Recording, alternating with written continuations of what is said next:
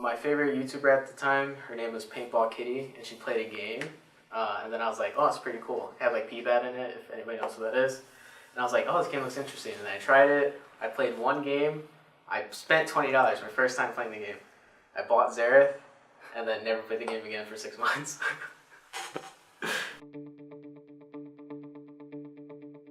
What got me into League of Legends was my brother, actually. He and his friends decided to start playing League at one point, and so I was like, sure, I'm gonna try it.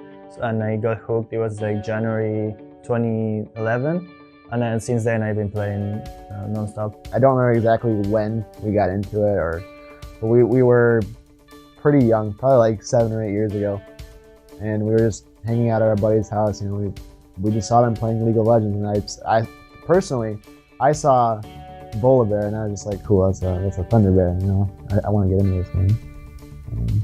I was playing Soraka. I remember that. That was a fun time. For me, it was basically my calling to go to school. I met some friends that played football and played League. It was kind of like tough love. They were just hardcore flaming me the entire time while we were playing.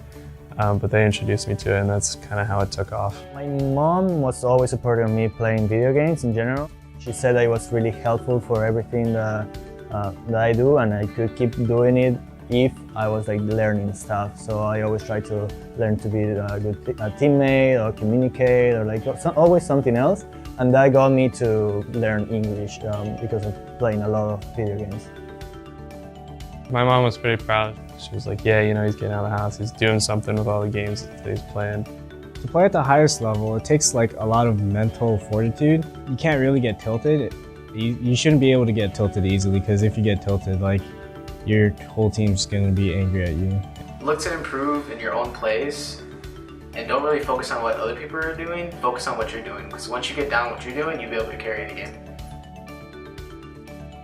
Like, if you're not watching like your own VODs and like actively thinking of what you need to improve on while you're in game, you're never gonna get better.